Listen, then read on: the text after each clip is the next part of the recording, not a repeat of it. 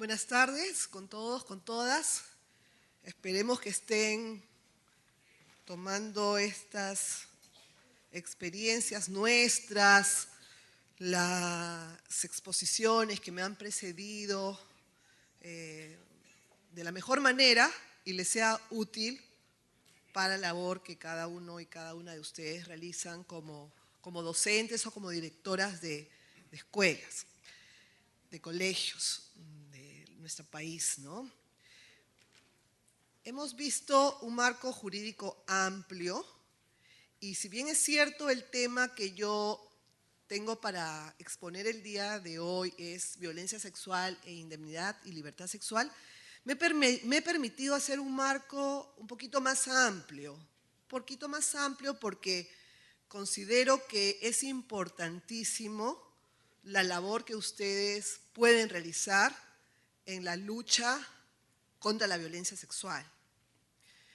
Y por eso es que he titulado la exposición como Actuación ante casos de violencia sexual contra niñas, niños y adolescentes.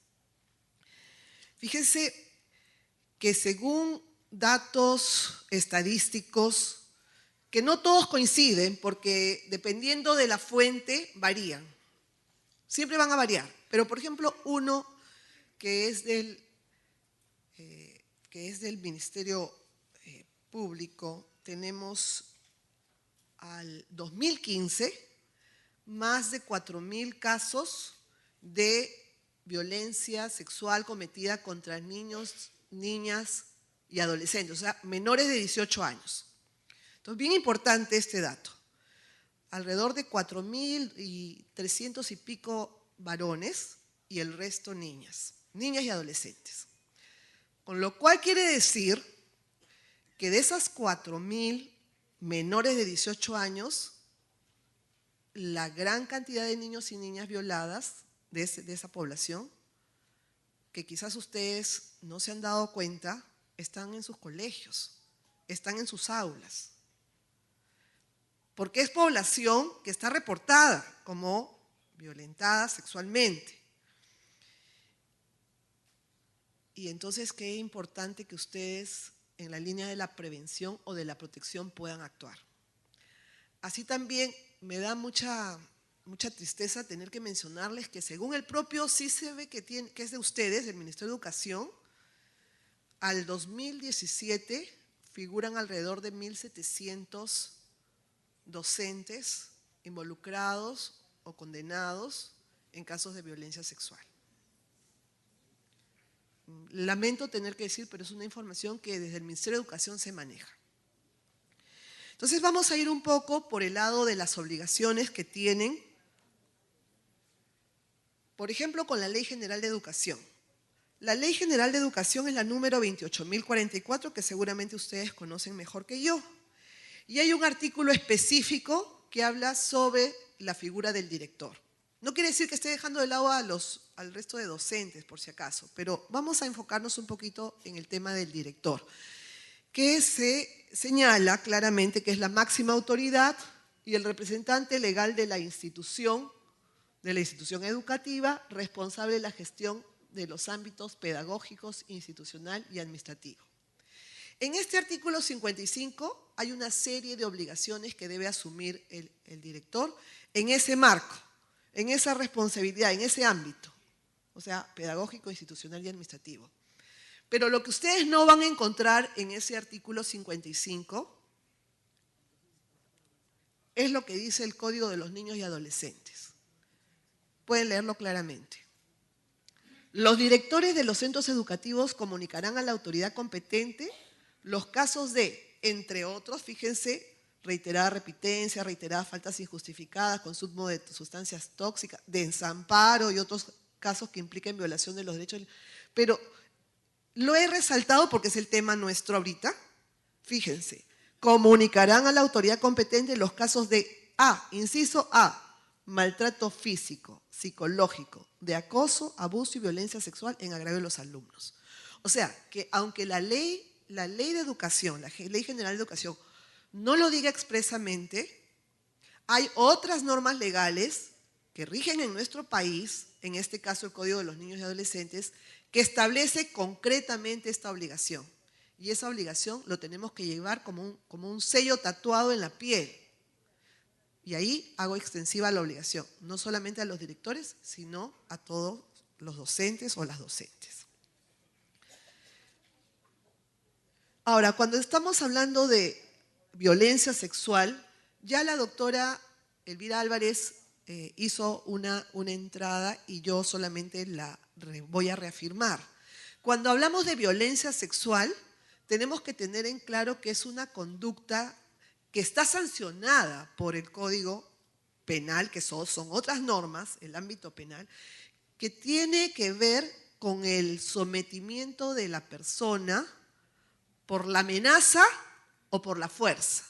Por la amenaza, si a mí me colocan un arma en la sien y me someten a prácticas sexuales contra mi voluntad, eso es violencia sexual.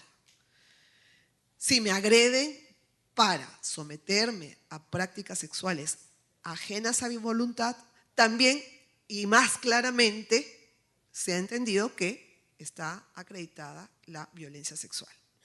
Hacemos este hincapié porque durante mucho tiempo se entendió que si yo no tenía una huella física en el cuerpo, o si el certificado médico no decía que era la primera vez de la relación sexual con una desfloración, entonces se decía ahí no hay violación sexual. Y eso es muy importante para ustedes, porque de repente cuando tengan conocimiento de la violación sexual de una niña o de un niño, cuando ustedes conozcan el hecho, de repente ella no va a tener ninguna agresión física visible.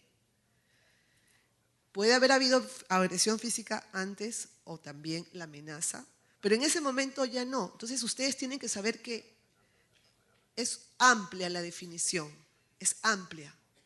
Amenaza, ya les digo, o violencia física que pueda dejar huellas. Pero también hemos cambiado mucho porque hace algunos años no estaba así comprendida esta figura de la violación sexual, por ejemplo, para la introducción de los dedos en los órganos genitales, introducción de objetos, otro tipo de relaciones sexuales, por ejemplo, el anal.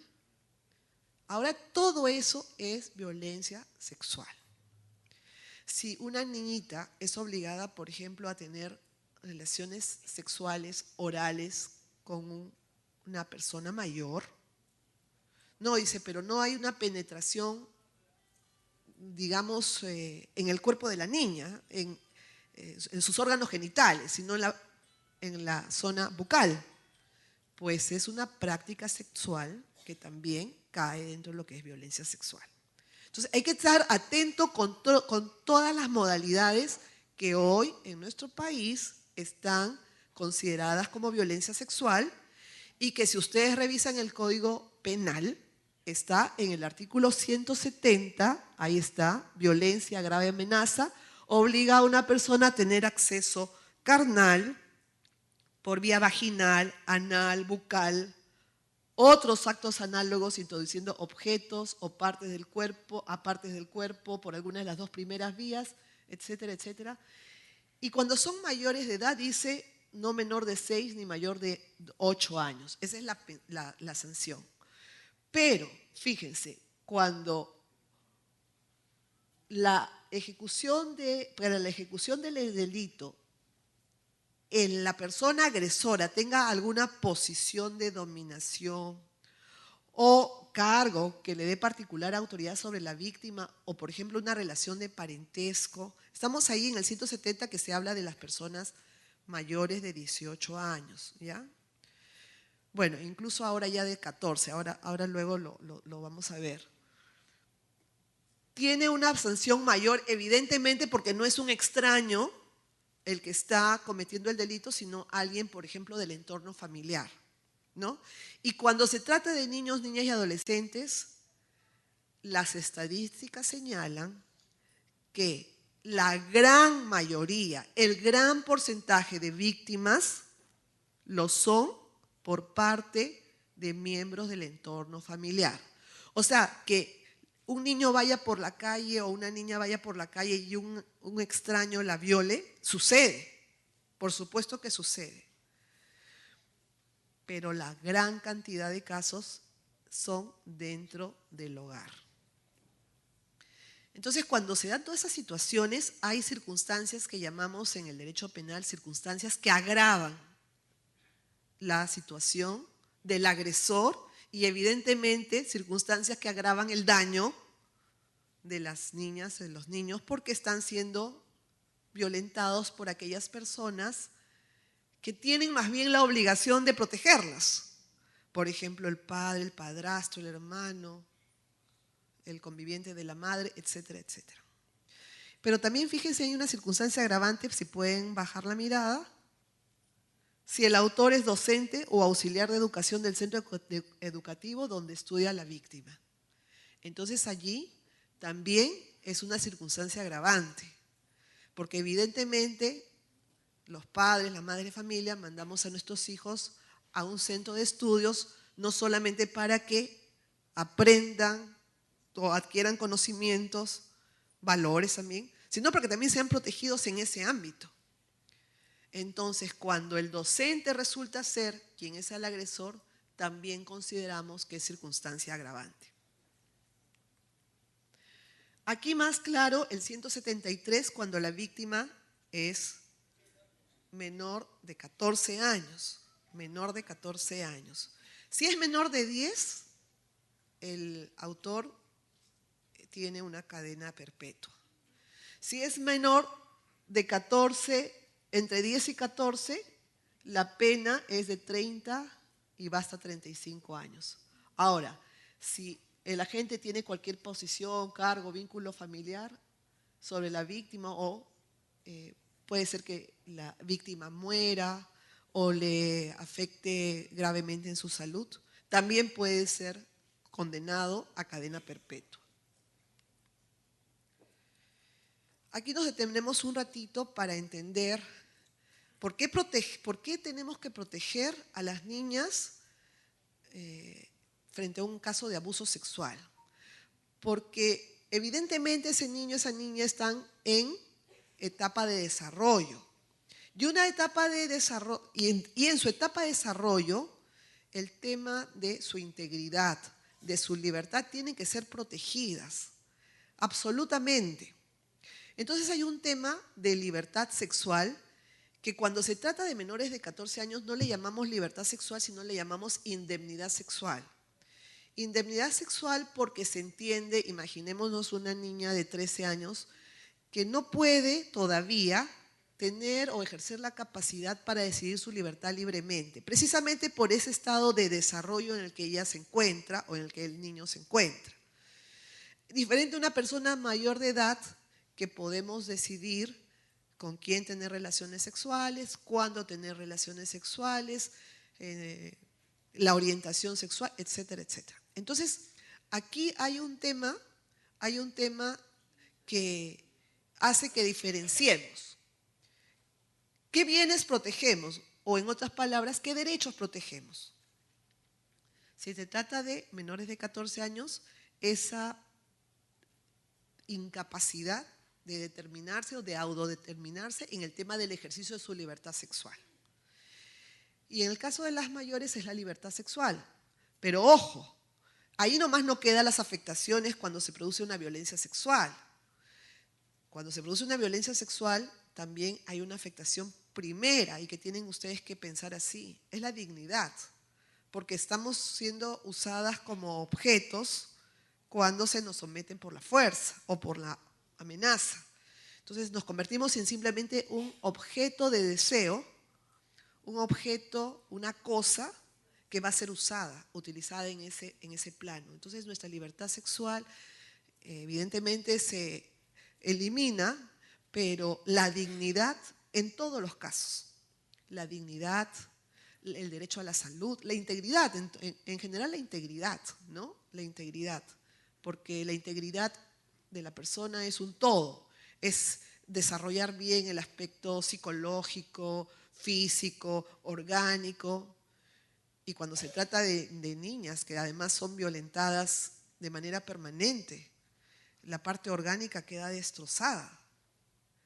Entonces, no solamente tendríamos la indemnidad como esa afectación de no poder ella autodeterminarse, sino también en otras esferas.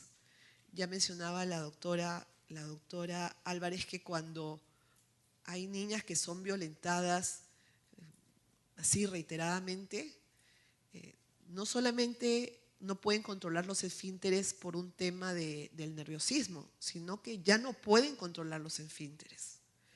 Tuvimos un caso de un niño de 9 años y había sido violado por su padre contra natura. O sea, lo que se decía contra natura para entendernos en términos de antes, pero ahora es relación sexual anal. Y el niño no podía controlar tampoco. Entonces tenía un problema crónico de no poder controlar las heces. Entonces son problemas físicos que se presentan. Entonces, ejemplos duros, pero para que vean que nos quedamos cortos cuando decimos que los bienes, el bien jurídico, así hablamos en derecho, los abogados hablábamos así, el bien jurídico protegido. Pero en verdad, como decía, son los derechos, se quedan cortos cuando solamente hablamos de la indemnidad o la libertad sexual. Y ha habido un cambio, porque antes se hablaba de la indemnidad, de esa imposibilidad de determinarse desde los 18 años para abajo. ¿Ya? Desde los 18 para abajo. Ahora es desde los 14 para abajo. Y ahora de 14 a 18 no quiere decir que no haya violación sexual. Tengan, por favor, bien en cuenta eso. Sino que lo que se va a hablar, de lo que se va a hablar es que si hay una violación sexual, ya no se habla de la indemnidad, sino de la libertad sexual. Y esto porque se ha tenido en consideración que hoy en día en nuestra sociedad, como en muchísimas otras, las relaciones sexuales voluntarias también empiezan cada vez menos edad. ¿No es cierto? Sí.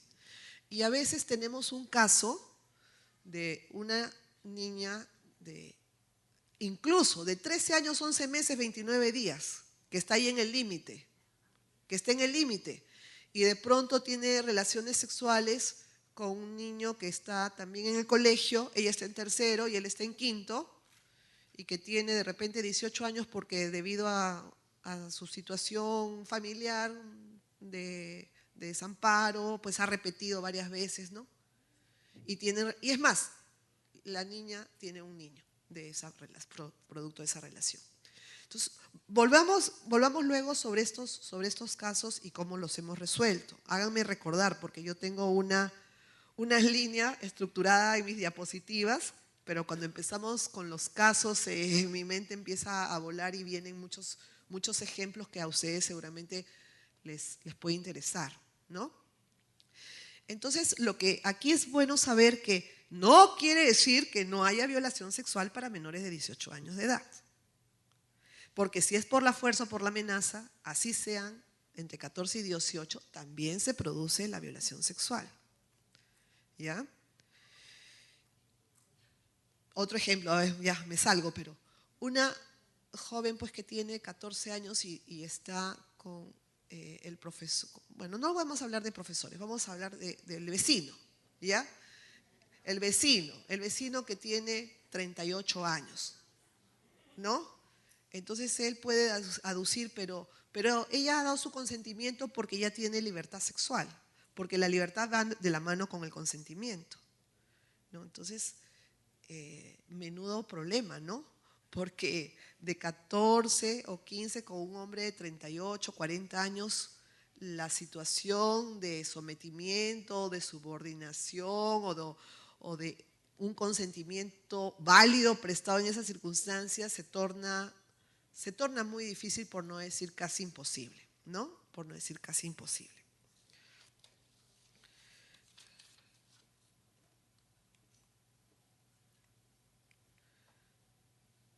Por ahí digamos bien jurídico protegido, mayores de edad libertad sexual y menores de 14 indemnidad sexual.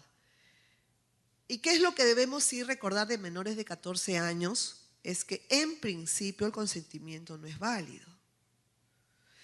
Pero si volvemos, creo que no me lo voy a saltear, me parece que es importante. Al ejemplo que puse,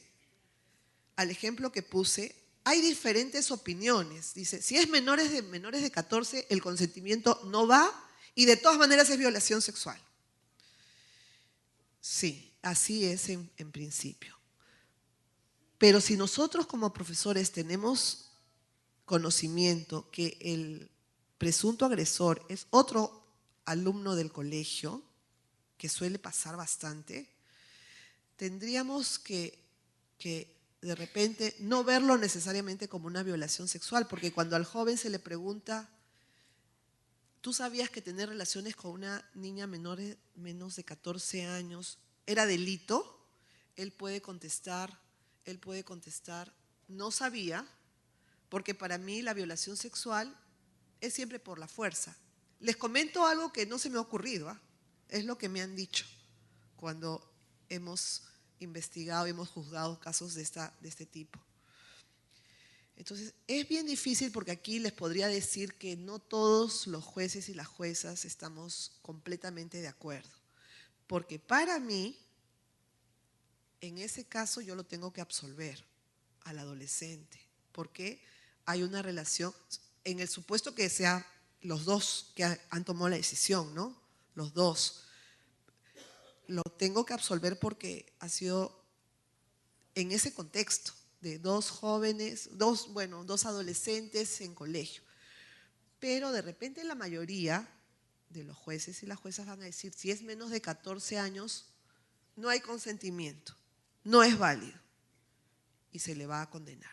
Entonces, ahí nosotros tenemos que seguir trabajando.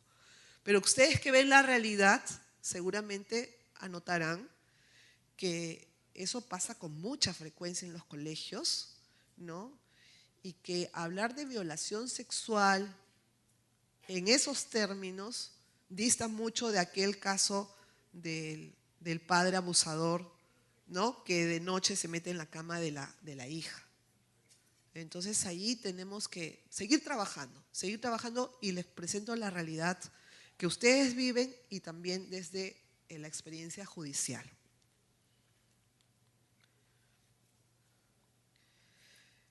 Mezclado con las normas generales que son el Código Penal, el Código de los Niños y Adolescentes, ustedes también tienen sus propias normas.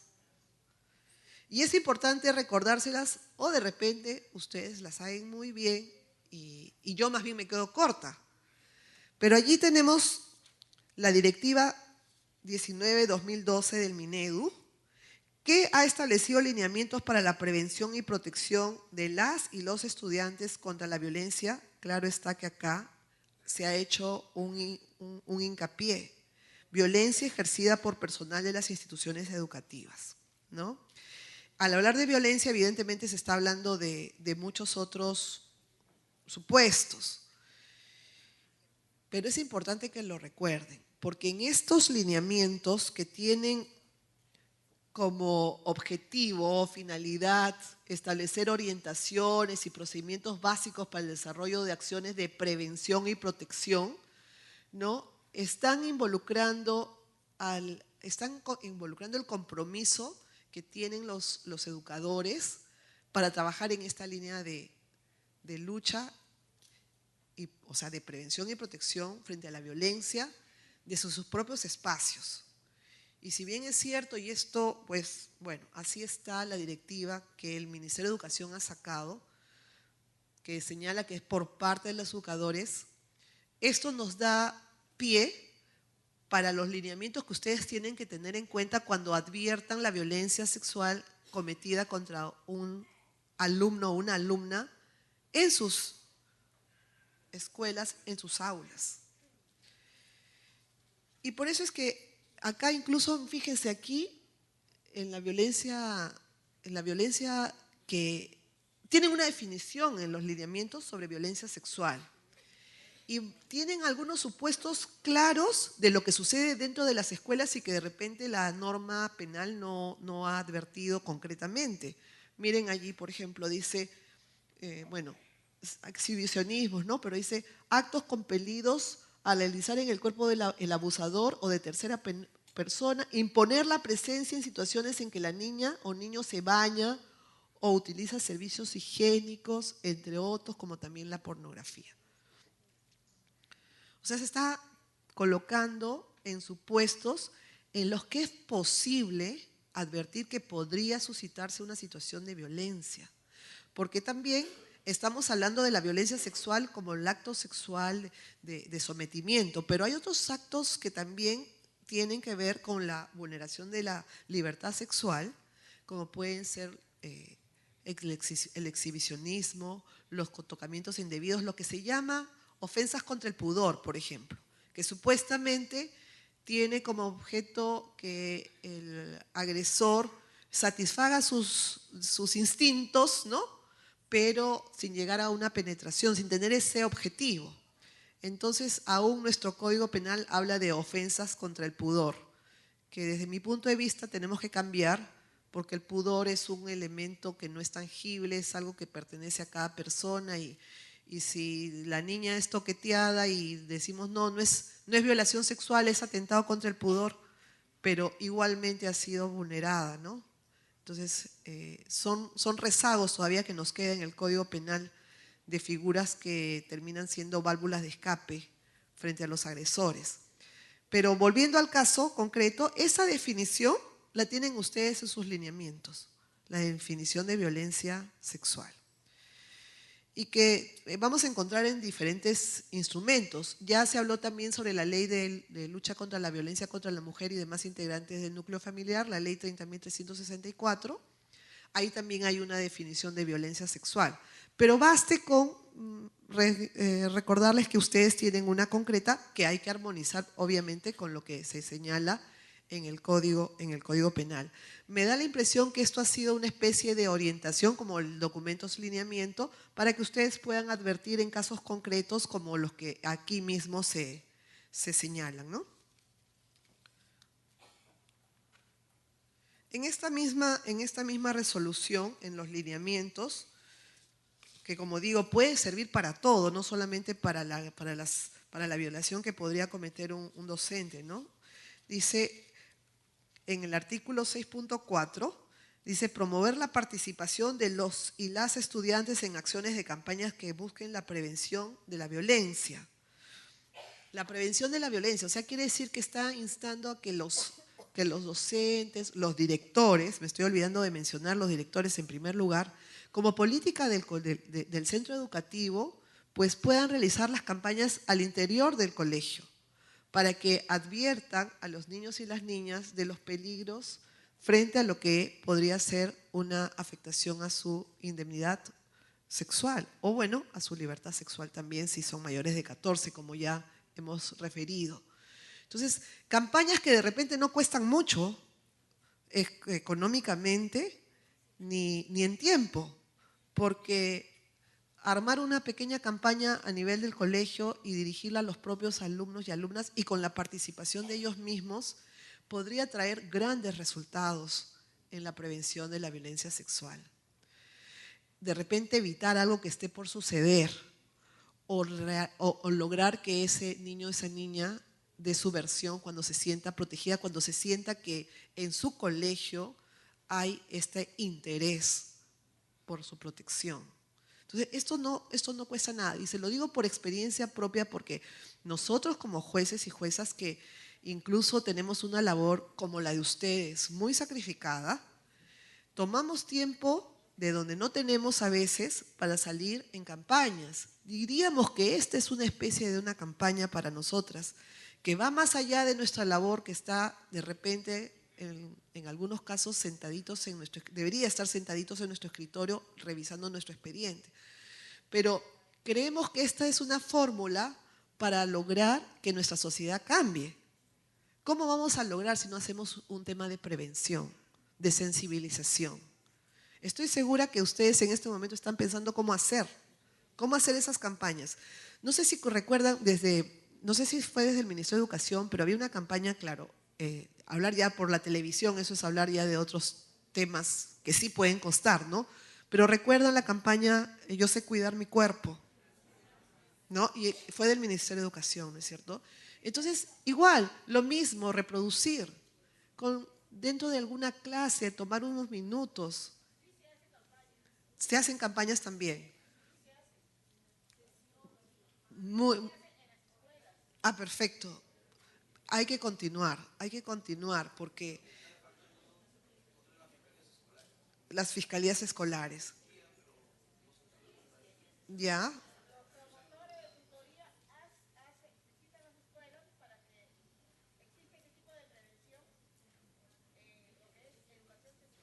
Ujú.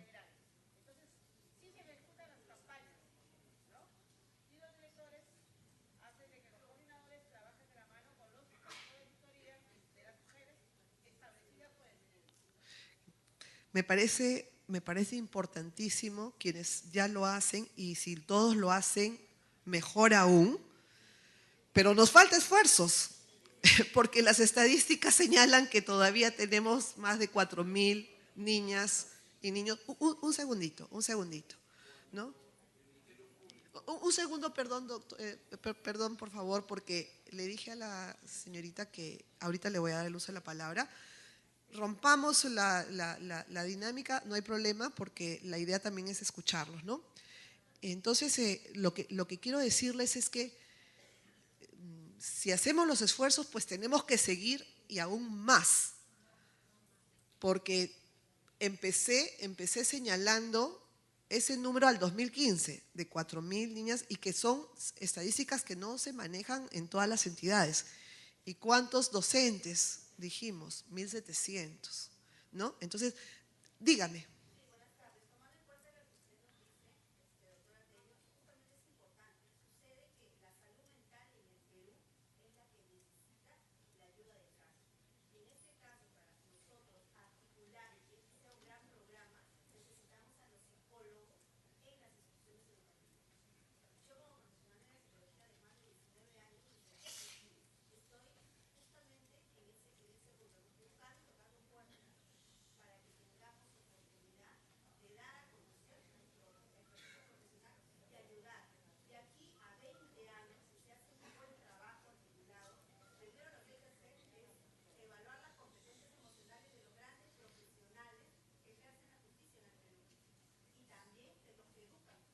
Ujú. Completamente de acuerdo, completamente de acuerdo.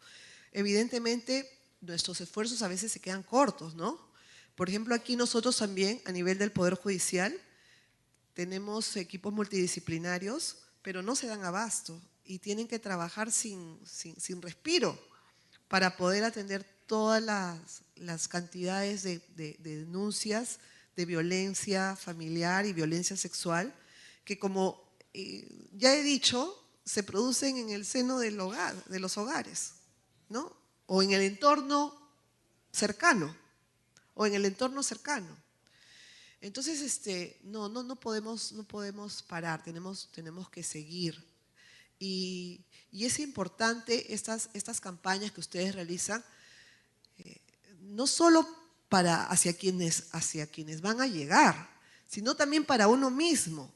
Porque fíjense, mire, me salté un poco las medidas que ustedes tienen en sus lineamientos para irnos a lo que serían las medidas de prevención concretas. Lo anterior está la orientación, la incorporación de políticas que defiendan los derechos de los niños, las niñas, adolescentes. Eso ustedes lo pueden revisar. Pero me interesa estas medidas de prevención que puede ir, y que de hecho va con esas campañas, pero que repercute en la actitud de cada una. Mire, por ejemplo, la atención personalizada. A veces tenemos aulas con tantos alumnos que, por más esfuerzos que tengamos, no podemos alcanzar a cada uno de ellos, ¿no? Pero de repente, un momentito, sí, pero de repente sí podemos advertir que hay una niña que tenía un rendimiento escolar bastante promedio, de repente alto, y empieza a bajar sus notas. Baja sus notas, se le siente retraída, no sale a jugar al recreo, se le ve llorosa, se nota que no ha dormido, no come. definitivamente a esa niña le pasa algo. Entonces, a veces nuestra dinámica no nos permite advertir que eso le está pasando a una niña. Y ahí entra inmediatamente lo que dice la psicóloga, ¿no? Que entre la docente, el tutor o la psicóloga del colegio pueden hacer una gran labor. Sí, dígame.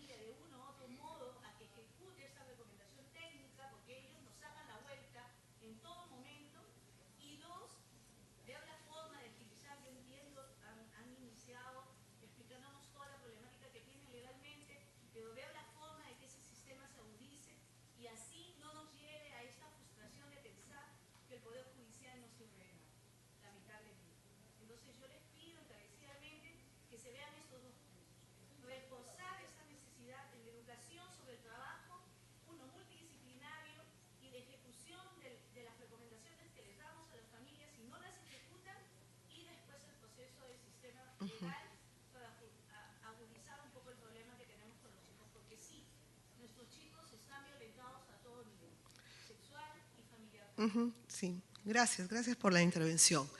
Miren, ha dicho, es decir, gran parte de lo que usted manifiesta nosotros conocemos como una realidad, no solamente que enfrentan ustedes, sino a todo nivel de escasez de recursos, de profesionales que puedan atender. Pero también quiero decirles que hay situaciones que no son de responsabilidad absoluta del Poder Judicial. Como dice, el Poder Judicial parece que no sirve para nada, ¿no? Ojo, no me estoy dando por ofendida, sino que lo que quiero decir es que cuando hay un hecho de violencia sexual, no llega digamos, a ver, vamos a explicarlo bonito. Hay como pasos que se siguen, ¿ya? Pasos que se siguen. Entonces, si de pronto cuando el director o el docente escucha el relato de la niña, pero la obliga a que venga el padre, o sea, la niñita dice, no, ha sido mi papá, y viene el padre, y el padre dice, ¿qué? ¿Quién ha dicho? Y ¿cómo es posible? ¿Qué infamias? Me la llevo del colegio. ¿Sí o no? Ya pues, ya, y se la llevan. Entonces, ¿qué pasa ahí? Hay que tomar estrategias. ¿Y qué será el otro punto? ¿No? Estrategias, porque tú dices, bueno, entonces nosotros hemos querido denunciar, pero el Poder Judicial no ha hecho nada. Claro, pero es que no ha hecho nada porque de repente el caso no nos llegó nunca, porque el hombre desapareció a la criatura, ¿no? Y las desaparecen. Ustedes saben que las desaparecen. Yo tuve un caso eran tres niñas que llegaban a la menstruación, la dejaba y empezaba con la siguiente. Y un mal manejo desde el colegio hizo que el agresor, y también con la mamá, porque en estos casos hay el problema que nos enfrentamos, defendemos a las mujeres, pero cuando las mujeres nos convertimos en madres, no sé qué pasa, mejor dicho, que no obstante que nos convertimos en madres, a veces preferimos ser más esposas que madres. Y sí, pues, nosotros hemos llegado a condenar a mujeres por autoría, porque era la propia mamá que llevaba a la niña al hotel para que tenga relaciones sexuales y ella esperaba en una cama y el marido tenía con la niña, delante de la madre. Bueno, entonces nos enfrentamos con un montón de circunstancias y creo que es importante este encuentro, porque nos pueden hacer repensar cómo actuamos frente a un caso de violencia sexual. De repente con más estrategia que con más, o sea, más estrategia, más mirándolo, como se dice, con más inteligencia, que reaccionando inmediatamente, que venga, ¿no? Porque tenemos que saber que si es una niña que está violada en el entorno familiar, nadie va a ir a decir que sí, pues que sí la violó, ¿no? Imposible. Y si a la niña la vamos a poner delante de su agresor, ¿qué esperamos? ¿Necesitamos una bola de cristal para saber qué va a pasar? No. ¿Qué va a pasar? Para empezar, ella se va a retractar. No va a poder porque, como dice aquí la licenciada, en ese momento la niña va a regresar a la casa del agresor. Está bajo su dominio, bajo el sometimiento absoluto. Entonces tenemos que mirar con otros ojos, parece ser, ¿no? De tal manera que desde el inicio todo sea impecable, el camino recorrido sea impecable. Hay un tema que voy a llegar, que es la participación que tienen ustedes en el proceso, que serían la de testigos de referencia. Pero no me quiero saltar, ¿ves? Me salto porque me emociono y quiero ya llegar a esa parte tan importante para ustedes, ¿no? Pero tendríamos entonces que, si escuchamos para empezar estábamos en el tema de cómo observamos, ¿no? Las actitudes, si se le empieza a caer el cabello a una niña, si se come las uñas, la sudoración, no contesta nada. Tenemos un sinnúmero de señales, ¿no? Señales que la víctima irradia. Es cuestión de ponernos a observar. Y a veces, yo no culpo a nadie, pero a veces no tenemos tiempo para estar observando porque tenemos una currícula que tenemos que cumplir, ¿no? Entonces, pero ya ahora que estamos bien conscientes y más aún con las campañas que ustedes hacen, seguramente más, que esto afecta o sea, no creo que haya un solo colegio en el Perú que no tenga alguna niña afectada de alguna manera o por violencia sexual, ¿no? Entonces, es nuestra realidad. Claro, no vivimos ni siquiera en los países desarrollados, ¿ah? Porque fíjese que estuve presente cuando una joven ya era mayor de edad, pero contó que durante toda su etapa colegial el padre la había violentado. Era en Suecia, un país desarrollado, primer mundo, con todas las libertades, ¿no? y el padre le había dicho a ella, pequeñita, pues se había quedado huérfana de mamá, que él tenía una enfermedad muy grave y que solo teniendo relaciones sexuales con su hija podía vivir, ¿no? Que también acá lo hemos escuchado, también. Pero a lo que vamos es que este es un caso real en el que la joven pertenece a una sociedad occidental, de avanzada, desarrollada, con las libertades, con todas las necesidades básicas cubiertas, etcétera, etcétera. Y eso, entonces, y yo me preguntaba cuando la escuchaba, ¿y qué pasó con el entorno? ¿No? Porque esa niña fue a un colegio, pero no, nadie se dio cuenta. Entonces, si prestamos un poquito de atención, seguramente que podríamos advertir y de repente incidir directamente en lo que es la vida futura de esa niña o ese niño, ¿no? Entonces tenemos esa observación que creo que es importante para todos, para todas. Esos signos exteriores que demuestran la angustia, el maltrato. Y luego, en estos mismos lineamientos, ustedes tienen sus medidas de protección, como por ejemplo, orientar a los y las estudiantes y a sus familias sobre las acciones a realizar ante un acto de violencia, así como dice, acompañarlos a los servicios locales de protección y asistencia correspondientes bajo responsabilidad. Y en el B dice garantizar que todos los integrantes de la comunidad educativa comuniquen a la dirección respecto de toda situación de violencia contra los y las estudiantes sobre las que tengan conocimiento. Fíjense, así como acompañarlos. Regresaremos a ese punto. Asegurar la permanencia de la institución educativa de los y las estudiantes que hayan sido víctimas de actos de violencia, informar inmediatamente a la autoridad o al Ministerio Público sobre los hechos de violencia que constituyan presuntos actos delictivos, informar a la unidad de gestión educativa local correspondiente, el director de la institución donde cursa estudios él o la estudiante víctima de actos de violencia, debe adoptar las acciones necesarias para evitar la continuidad de los hechos denunciados con la finalidad de hacer prevalecer el interés superior del niño o niña o adolescente y los demás derechos que le asistan. Esas medidas de protección las tienen ustedes en sus lineamientos. Como decía, cuando está mirado para la responsabilidad de los educadores, pero esto se hace extensivo para cualquier acto de violencia, para cualquier acto de violencia. Entonces allí, de todo lo que hemos leído, que son varias medidas que ustedes pueden tomar, quisiera resaltar una, que es la denuncia de los hechos, ¿no? La denuncia de los hechos. Entonces, ¿qué vamos a hacer cuando tengamos conocimiento? Porque de repente llega a ustedes, si no es por la observación directa que puedan tener, de repente es porque la niñita, amiguita, mejor amiga de la víctima le contó y ella a su turno les cuenta a ustedes, ¿no? Entonces allí, por favor, tendrán que tomar todas las medidas de protección y de cuidado para esa niña.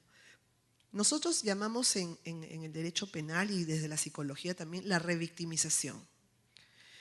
Si el profesor le va a volver a preguntar, si el tutor le va a volver a preguntar, si el director le va a volver a preguntar, estamos volviéndola a ser víctima.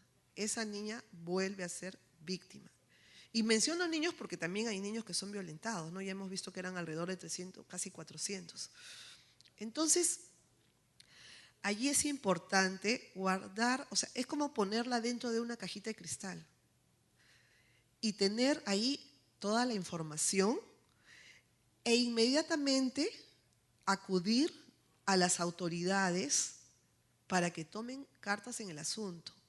Por favor, no ponerse a llamar al agresor, no ponerse a tratar de descubrir la verdad, porque el rol del educador en esas circunstancias es informar sobre los hechos, es denunciar. Él no es o ella no es los investigadores. Como nosotros los jueces tampoco, ¿ah? Nosotros somos los que vamos a decidir. Entonces viene el fiscal con las pruebas que él va a haber recabado y probablemente el acusado con su defensa, y nosotros vamos a decidir. Entonces eso tiene que empezar bien para que pueda terminar bien y no y no se diga, no, es el Poder Judicial. No, en el camino hay como decía, hay varios pasos que hay que seguir. También pueden ir a la comisaría, claro, también pueden ir a la comisaría, porque la comisaría va a llamar al fiscal, ¿ya? Va a llamar al fiscal. Si fuese que la violación pues se ha cometido de manera, en ese momento, podrían llevar, acompañar a un centro médico de salud, aunque en verdad el Instituto de Medicina Legal es el que da el certificado.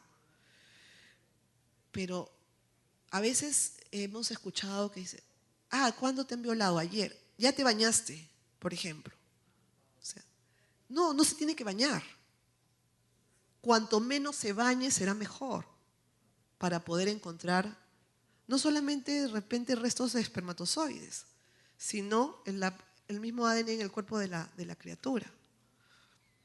Entonces, lo que menos podrían decir ustedes es, anda, báñate, o algunas, que ya esto creo que estamos dejándolo bastante atrás, pero decía para que te limpies, pero desde el punto de vista de estás impura, ¿no? Entonces tienes que limpiarte, báñate. Por favor, esos son casos, son consejos muy concretos que pueden cambiar el destino de una niña y de un juicio y de la sanción para el agresor, que este agresor no quede impune. Entonces, cuando se habla de acompañar, es eso, acompañar, lo que les leí hace un momento. No dice que el profesor, la profesora, el director se convierte en investigador. Podrían de repente, quizás sí, si hay una psicóloga, tomar la nota conforme a lo que la niña ha dicho. Pero tal cual. No vaya a ser como la policía, que a veces le preguntan, y usted a una niña de 14 o de 13 años dice, diga cómo es verdad que usted ha sufrido coito. ¿Qué sabrá la niña, no? O le dice que la niña ha dicho que sí, que sufrió coito contra natura. Y esas son palabras que los niños y las niñas no utilizan, ¿no? Entonces, tratemos, o de repente, para no olvidar lo que hemos tomado conocimiento, cada una sí puede tomar nota, pues, de lo que he escuchado, ¿no? De lo que he escuchado, porque, y eso nos lo han explicado los psicólogos, cuando una niña es violentada, una mujer en general, ¿no? Una víctima en general, no siempre va a recordar con lujo de detalles todo, ¿no? Entonces, hay como mecanismos que bloquean también. Entonces, es importante, pero en lo esencial, en lo que es la violencia en sí, ustedes podrían hasta, ¿qué es lo que he escuchado? ¿Y para qué? Para que cuando los jueces o el fiscal diga, señor director, señora profesora, acompáñenos ahora, pero en el proceso, ustedes puedan acudir y dar cuenta de lo que escucharon de referencia, porque no son testigos presenciales, porque dicho paso, este hecho de violencia sexual lo llamamos un delito clandestino, porque nadie se pone a violar acá a alguien delante de todos, ¿no? Es un delito que se comete entre cuatro paredes, por lo general, o en lugares oscuros donde nadie los vea. Entonces, lo que nosotros nos convertimos, en lo que nos convertimos, y en los colegios muchísimo, es en testigos de referencia. Y nuestro relato entonces tiene que guardar armonía, coherencia, con lo que de repente la niñita les dijo a ustedes directamente, o la compañerita les dijo a ustedes directamente. Y no que cuando nosotros los llamemos para que declaren, bueno, ¿sabes qué? Imposible, no podemos ir porque no nos queremos comprar un pleito ajeno, no tenemos tiempo, lo siento, no quiero, involucrarme o no tengo tiempo. Porque esta es la responsabilidad de cada quien. Entonces, ¿para qué? Para llegar a un caso con pruebas suficientes para poder sancionar ejemplarmente. Entonces ya tenemos que el relato de la víctima, que se convierte prácticamente en la prueba más importante. Porque si la niña ha sido víctima, por ejemplo, está en secundaria y el enamoradito que tiene en el colegio la anima a que cuente. Y entonces los hechos han sido de hace algunos años. Evidentemente ahí no hay de repente una evidencia física, ¿no? Pero si ese hecho le deja huella, que definitivamente si es violencia sexual lo va a hacer, puede ser refrendado con un informe psicológico. Entonces tenemos este relato con el informe psicológico.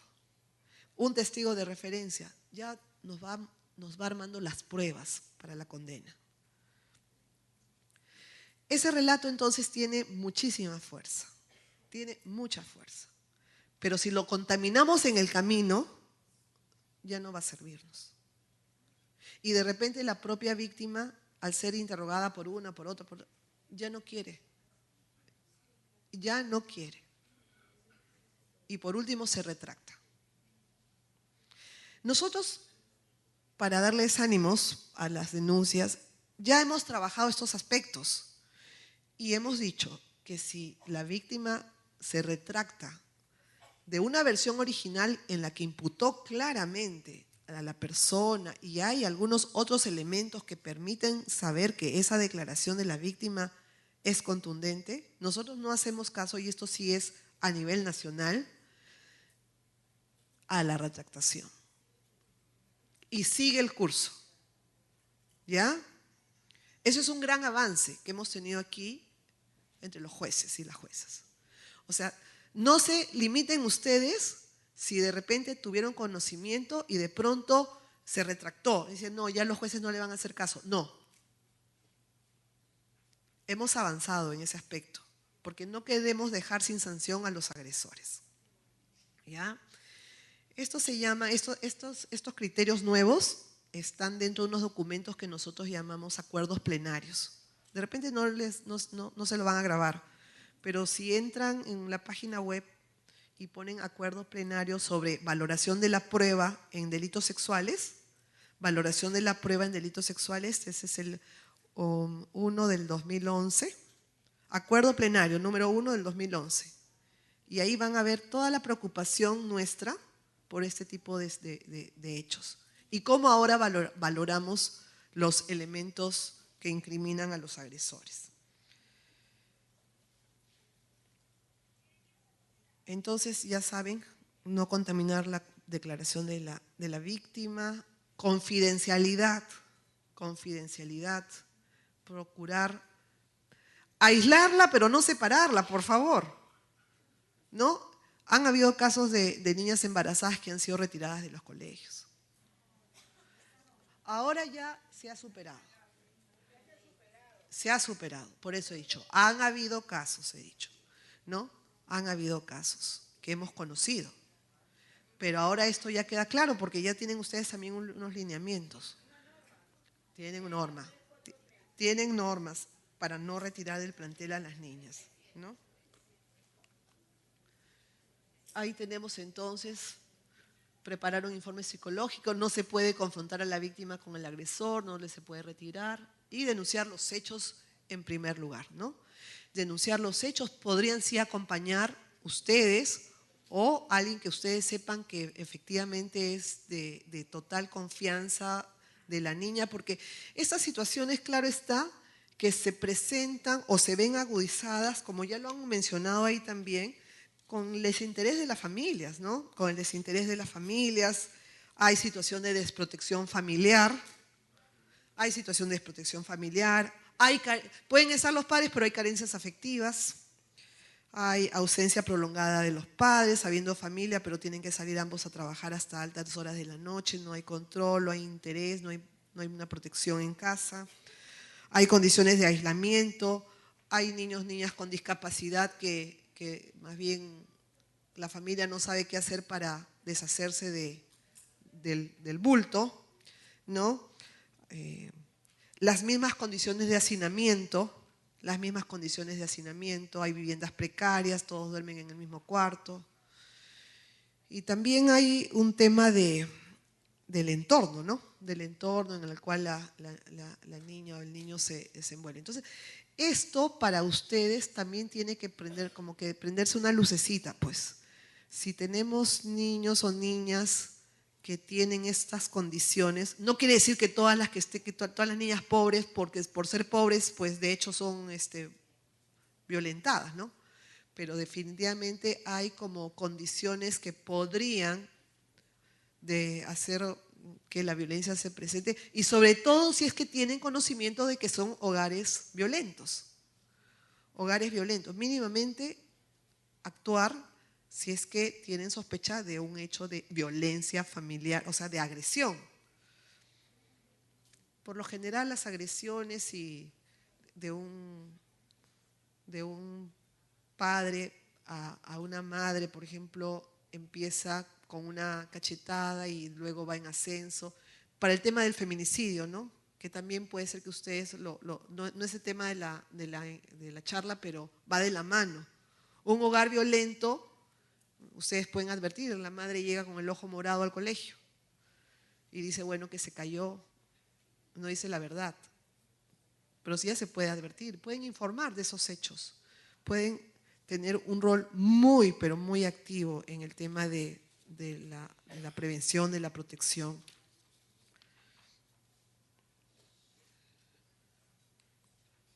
Bueno, ya hemos visto la declaración de la víctima. Cuando he tocado este punto sobre la declaración, olvidé mencionar algo que es bien importante y aquí está en esta diapositiva, es que la declaración de las niñas, ha habido siempre, no siempre, pero, y con los jueces también, ¿eh? Ahora se ha superado, un prejuicio, que las niñas mienten, ¿no? Que los niños y las niñas mienten.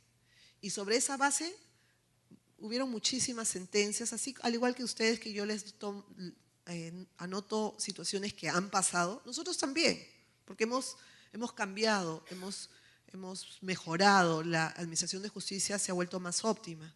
Evidentemente no es todo lo que quisiéramos, pero por ejemplo se partía de ese prejuicio, que las niñas mentían. Entonces cuando se confrontaba, ahora no se puede, ya hace años que no se puede, con el agresor, y dice, a ver, dile, pues dile en su cara lo que te hizo. Y las niñas bajaban la mirada, ¿no? O lloraban, o no podían sostener. ¿Por qué? Pero por temor. Entonces, no, ya ve, sabíamos que mentía, entonces anote que está mintiendo, ya, absolución.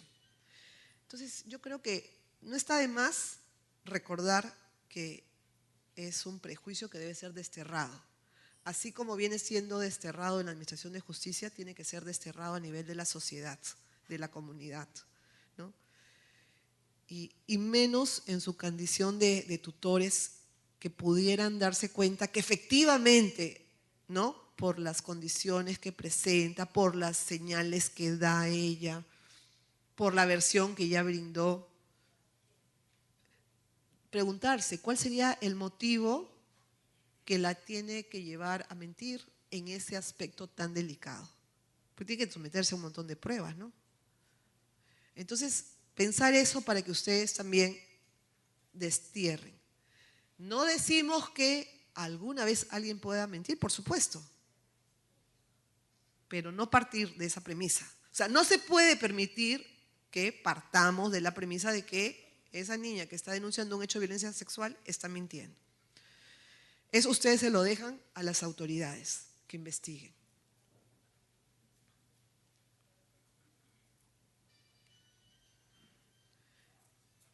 El fiscal de familia tiene que estar presente cuando la víctima menor de edad declara. Entonces ustedes pueden colaborar diciendo dónde está el fiscal para que venga y esté presente acompañando. Esto lo pueden hacer ustedes, o prácticamente exigir, ¿no? Porque se han dado casos que también, ahora no, pero se han dado casos que se consignaba la presencia del fiscal y el fiscal después llegaba y firmaba. Ahora hay que exigir, porque eso es un requisito para que esa declaración sea válida. Y además ahora tenemos también las declaraciones en cámara Gesell, ¿no? Que es un mecanismo de protección para las víctimas de violencia sexual, pero no están implementadas en Lima solamente en algunos lugares, pero ya es importante que ustedes también conozcan. Entonces, fiscal de familia participa. Bueno, la declaración de la víctima que ya les he dicho, este era el código anterior. No confrontación, fíjese, no confrontación, o sea, en lo judicial no confrontación, y evidentemente ustedes tampoco ya lo deben de hacer, ¿no? Ahora, con las nuevas normas procesales penales hay una figura que se llama la prueba anticipada, y cuando se trata de niños, niñas, adolescentes, se le toma su declaración para no tener que estarla sometiendo a lo largo del juicio. Se llama prueba anticipada. Bueno, eso es para que ustedes conozcan un poquito del proceso, ¿no? Ahí también en el campo de la educación, miren la ley 30.1364, que ya les dije que también tiene una definición de violencia sexual, pero acá con relación al ámbito de la educación, concretamente tiene el artículo 12, A, B. Miren, dice, la persona víctima de la violencia tiene derecho a la justificación de inasistencias y tardanzas derivadas de actos de violencia. Pero también es otro indicador, ¿no? Una niña que siempre fue puntual y de pronto empieza a llegar tarde. Algo está pasando. Ahí tienen. Y si son tardanzas por este motivo, conforme a la ley 30.364, son justificadas. Son justificadas. Atención especializada, definitivamente los derechos de los niños deben ser reparados lo más rápidamente posible. El interés superior del niño, la niña, el adolescente nos inculca a mirar esto con la mayor rapidez y atención. Bueno, responsabilidades sectoriales, que no lo vamos a mirar ahora.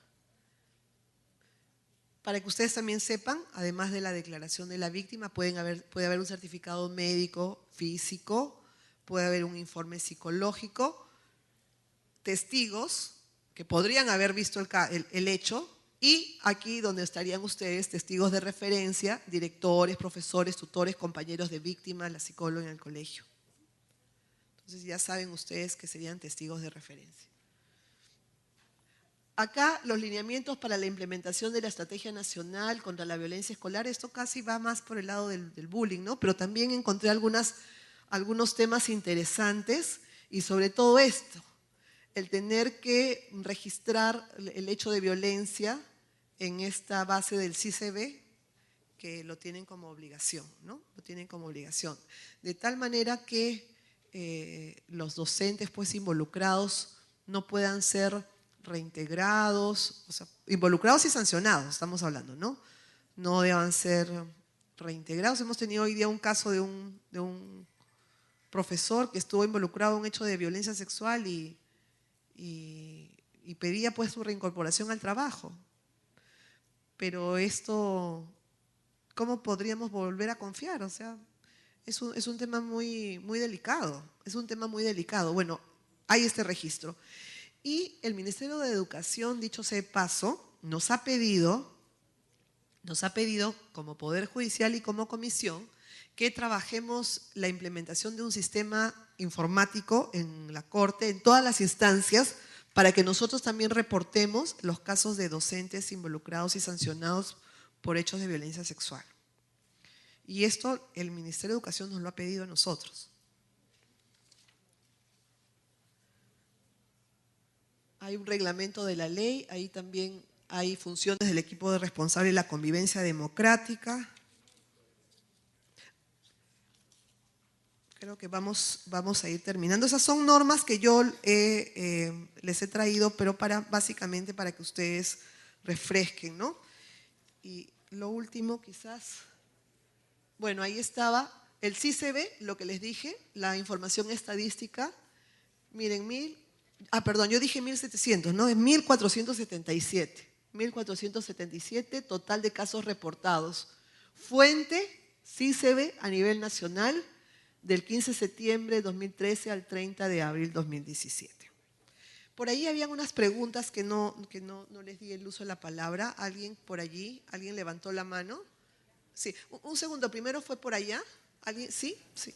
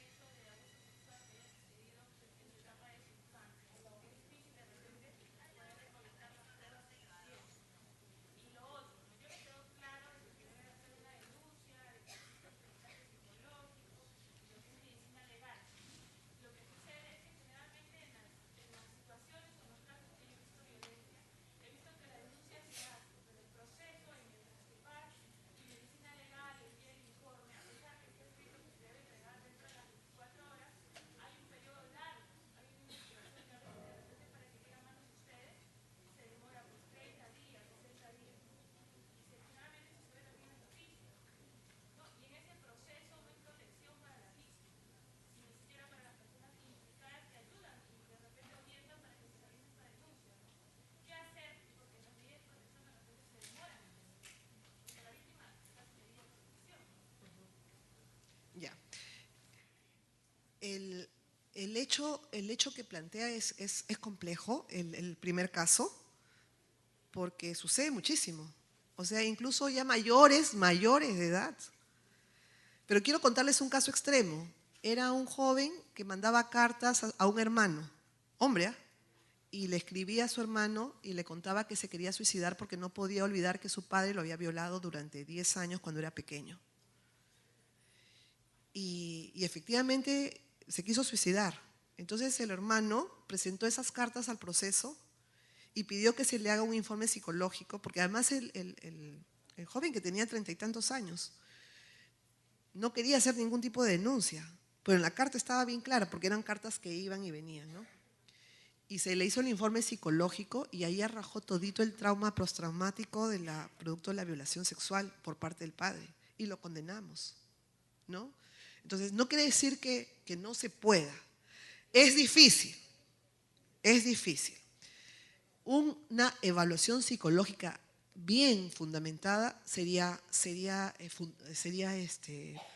elemental, ¿no? Sería elemental para sustentar esa denuncia. Y sobre todo, resaltar ¿cuál sería el motivo? Eso siempre, grábense. ¿Cuál es el motivo por el cual, pasado 15 años, yo quiero denunciar a mi padrastro? ¿Cuál es mi objeto? A veces hemos visto que no, porque la hermana del padrastro tiene un conflicto de tierras con el vecino de la víctima. O sea, ¿qué tiene que ver? O sea, así de absurdas hay las explicaciones que en el descargo brindan los agresores.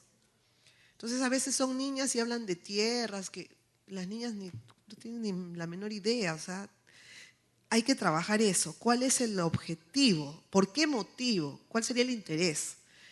Y allí, en el caso que menciona, el informe psicológico, y en verdad para la mayoría si no hay un certificado médico que diga defloración antigua, golpes, moretones en los muslos, eso, por ejemplo, es informe psicológico, una prueba elemental, ¿no? Si puede hacer hasta por 2 o por 3, porque decía, no van a coincidir todas las psicólogas, se van a poner de acuerdo para mentir, para dar una información que no sea verdadera.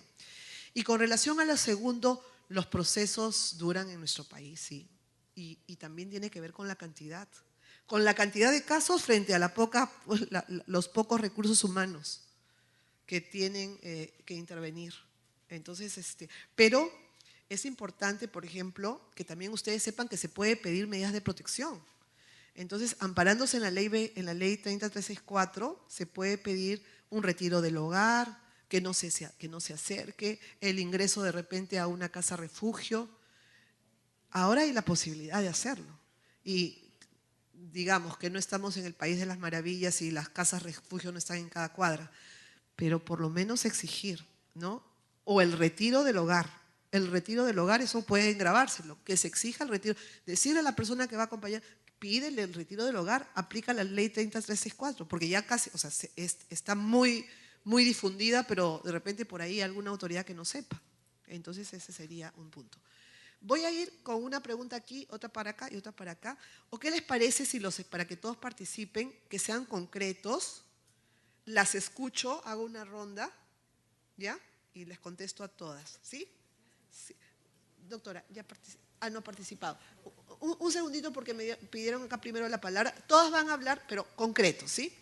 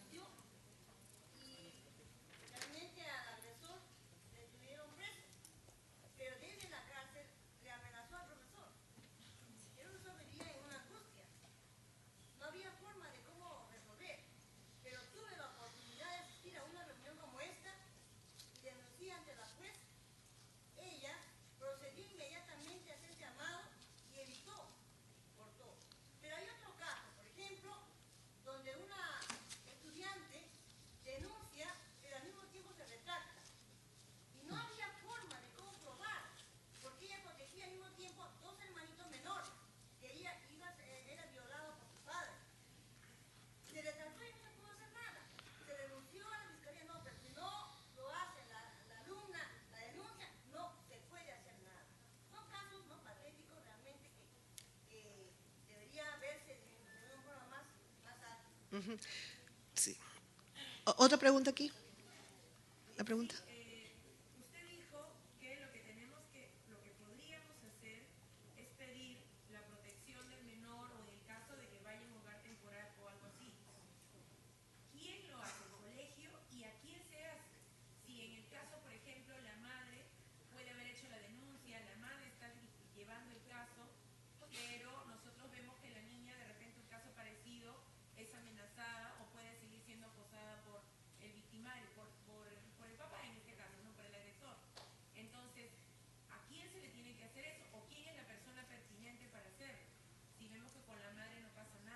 Ya. ¿Otra pregunta por acá? ¿Sí? No me voy a acordar de todas.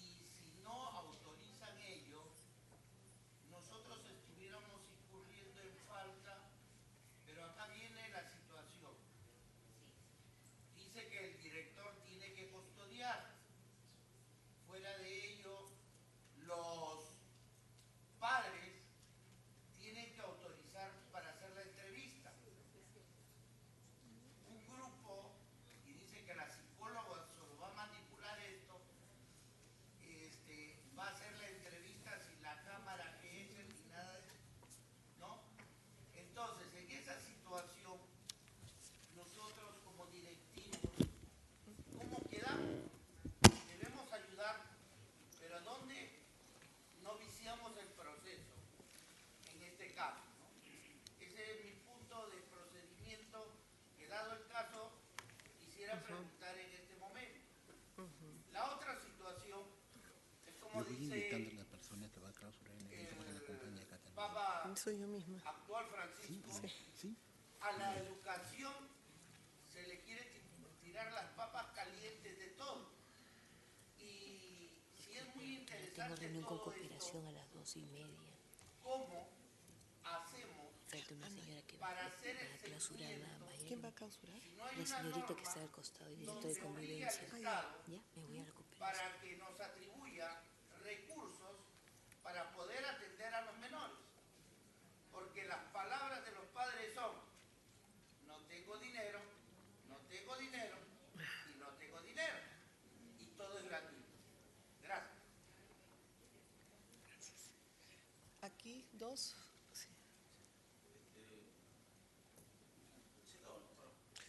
Sí, sentado. Yo ya me senté porque me cansé. Doctora, disculpe, ¿quién clausura, usted o la señorita? No, la señorita. Ay, ay, ay. Pensé que era yo. Doctora, muchas gracias por esta invitación, es bastante amplia. Y sobre todo, hace casi 20 años asistí a una reunión así, ¿no? Cuando estaba iniciándome la dirección de un colegio, ¿no? Y ahora, ese tiempo eran los fiscales escolares, 1998. Se promulgó, se inició y fue bastante práctico.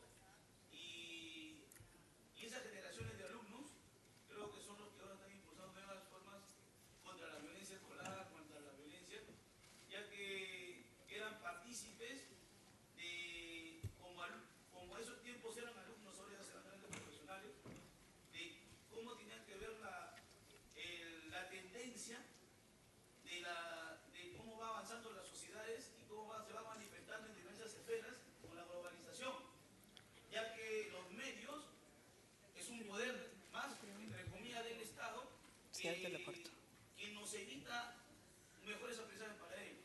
Por eso que también quería saber, como ustedes están a cargo de ello, en qué avance va en la sesión de Lima, porque en provincia veo que sí hay fiscalías escolares antes, porque nos ahorraba el esfuerzo de recursos que están pidiendo. Pedimos psicólogos, nos están dando recursos así también a nivel, falta recursos de abogados, de fiscales que estén dentro de las escuelas también, para que tenga la protección el niño y que el director pueda actuar también de la mano. No solamente tiene de la mano un psicólogo, sino tiene de la mano también un abogado que conozca las normas y de la especialidad. Y eso por eso quería saber las fiscalías escolares en qué avance hay en Lima, ya que nosotros estamos acá en Lima, ¿no? Gracias. ¿Ante quién? ¿Ante los jueces? Sí. ¿Teníamos una ya? Ya no. Ya no. No soy yo, no soy yo.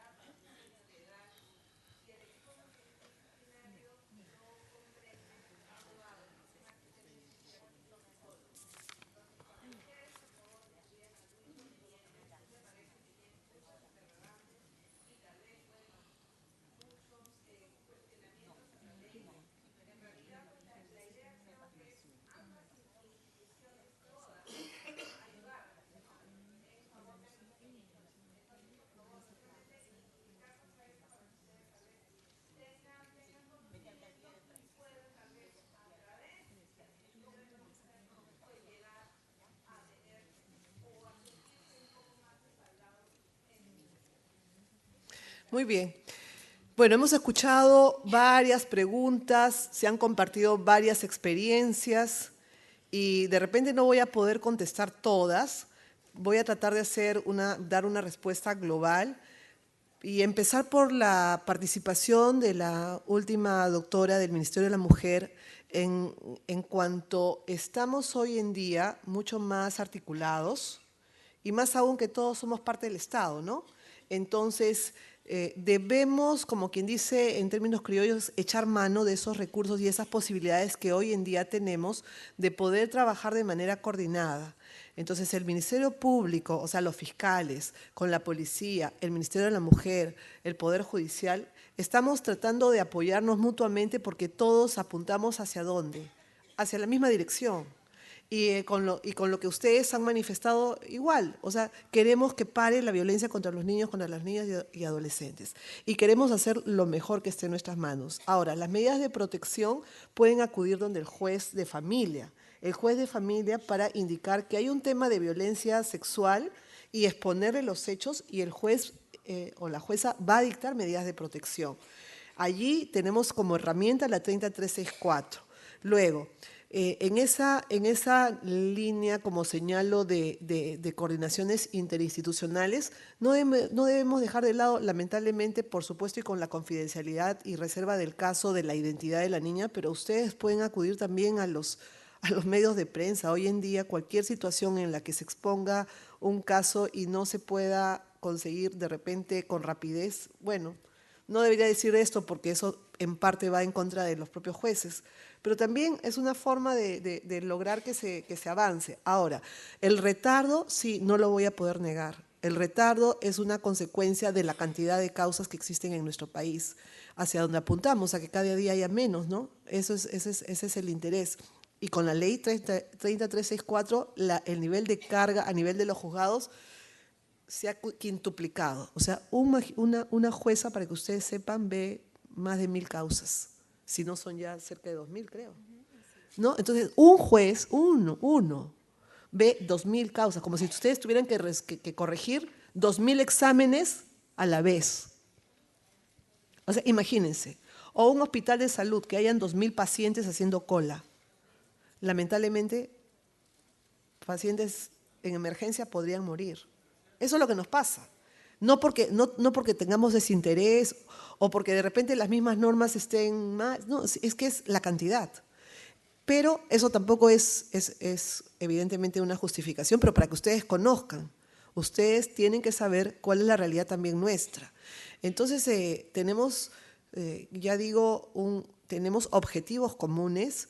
Estamos tomando nota de las propuestas que nos han hecho. Esperemos que para fin de año podamos retomar una reunión así, de repente ya con talleres, en fin, cuestión de organizar. Estamos aquí, ya ustedes saben, estamos trabajando a través de la comisión en llevar este tipo de campañas, de actividades. Vemos el tema de discapacidad. En agosto vamos a hacer un congreso sobre discapacidad y bueno, muchísimas otras actividades que ahorita de repente me quedo corta. Ya les he hablado sobre la retractación. Tendría que trabajarse en base a alguien que pueda encargarse de la niña. Podrían ser ustedes mismos y mencionar que hay una desprotección de las niñas, niños y adolescentes. Estamos trabajando con el Ministerio de la Mujer también el tema de desprotección y denunciar los hechos. Eso es lo que está en sus manos hacer es denunciar los hechos. Ahora, el resultado puede ser no lo que esperan, pero por lo menos ustedes habrán cumplido con lo que les tocaba hacer, ¿no? Entonces aquí ya yo doy por terminada la charla y vamos a pasar, sí, porque ha sido una jornada bastante extenuante para ustedes, comprendemos, al momento de la clausura.